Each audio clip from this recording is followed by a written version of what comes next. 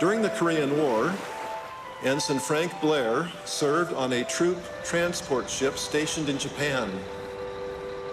The ship wasn't large enough to have a formal chaplain, so the captain asked Brother Blair to be the ship's informal chaplain, having observed that the young man was a person of faith and principle, highly respected by the whole crew.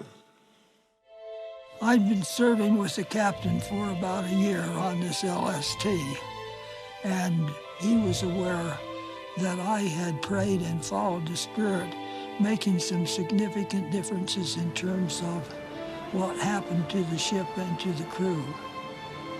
These kinds of things had helped him to gain trust in me, and so this particular time, we were caught in this typhoon. The waves were over 40 feet high. I was on watch, during which time one of the 3 engines stopped working, and a crack in the centerline of the ship was reported. We had 2 remaining engines, one of which was only functioning at half power. We were in serious trouble.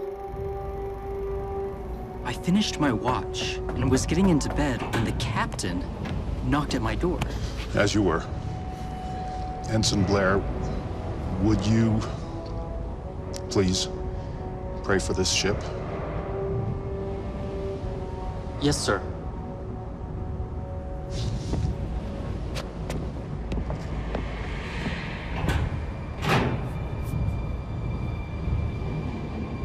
Father in heaven,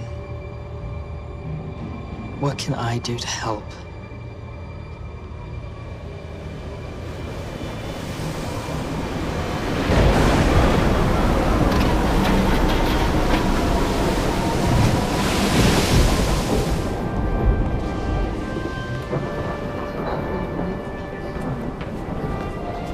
Captain? Ensign? What do you need to know in order to best help the ship? First of all, how fast we can run the remaining engines. Second, at what angle to hit the waves. And third, how much water to keep in the ballast tanks. Yes, sir.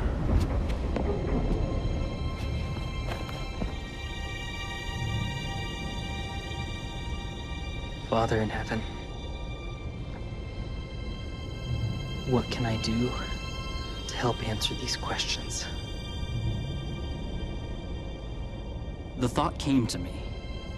You need to move around the ship and go to the areas that are of concern and get a feel from actually being right there. One of the things I decided I needed to do was go out on the fantail and see what was creating the vibrations that were damaging the engines. Permission to go on deck, sir. Be careful out there, Ensign. I connected a tie line around my waist and went out into the storm. When I got out on the stern of the ship, I noticed when the ship went over a wave and the front of it fell down, the stern came out of the water and the propellers were speeding up very fast. And so when they hit the water, that put a lot of pressure on the propellers and created severe vibrations on the drive shaft that ran back to the engines.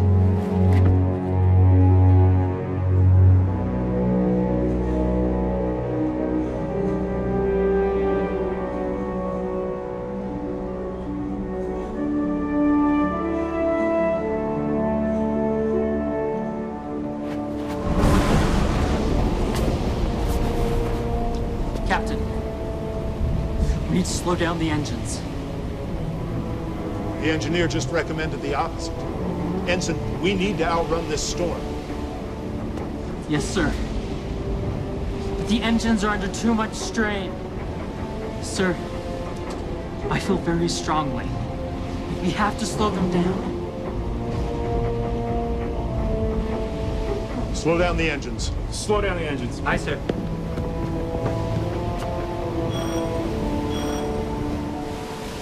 Only 2 hours later, the good engine stopped working altogether. With half power in the remaining engine, the ship was able to limp into port.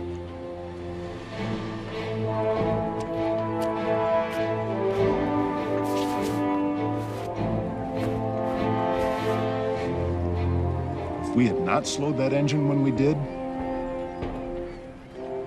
we would have lost it in the middle of the storm. With no way to steer the ship, we'd be sitting at the bottom of the sea right now. Ensign, thank you for your prayers. Your spiritual impressions, I believe, saved both the ship and this crew.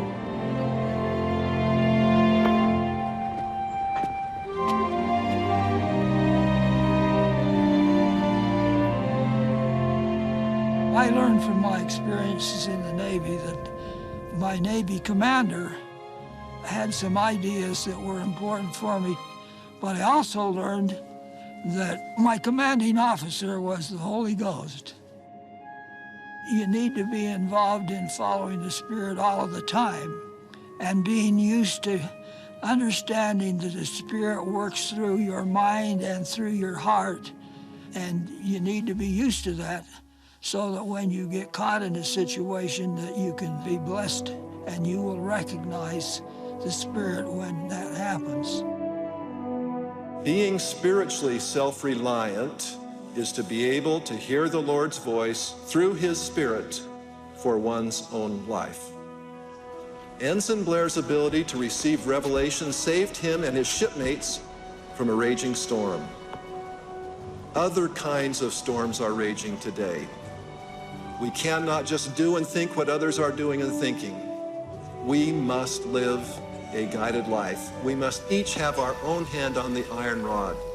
Then we may go to the Lord with humble confidence, knowing that He shall lead us by the hand and give us answer to our prayers.